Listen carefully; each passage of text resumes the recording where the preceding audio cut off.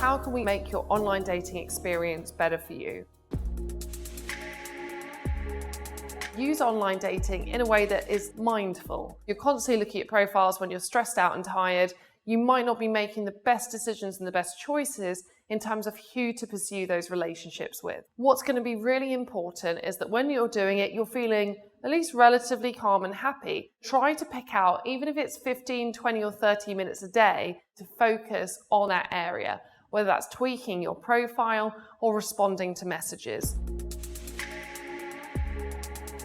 Arguably even more important than your messages is how well you manage to put your photo set together. Be limited or cautious with how many group photos you show.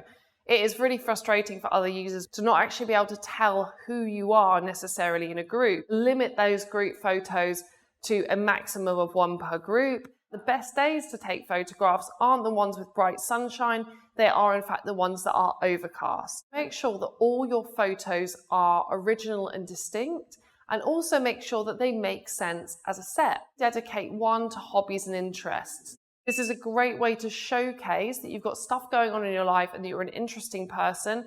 Try to communicate to the other person where you like to go to travel, what your hobbies are. What areas do you spend most of your time hanging out in? This is all going to really help you to attract people that are best suited to you and start to promote an image of your lifestyle. First of all, create a headline for your profile. This is one line that is separated from the rest of the text and is the first thing that people read. We want to make this short and snappy.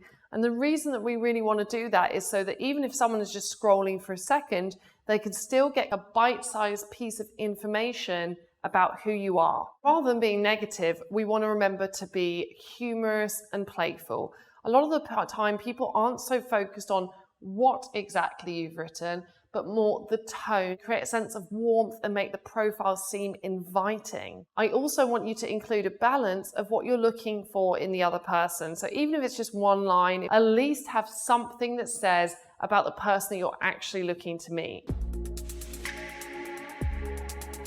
You need to be looking out for people who are equally invested in co-creating this dating experience with you, because if someone is being a little bit vague about their availability to meet, or seems to be happy to chat, seems to want to make sure they know that you're still engaged with them and they still have your attention, but isn't really crossing over that boundary to making a plan to invest in meeting you in real life, I wouldn't be so keen on that.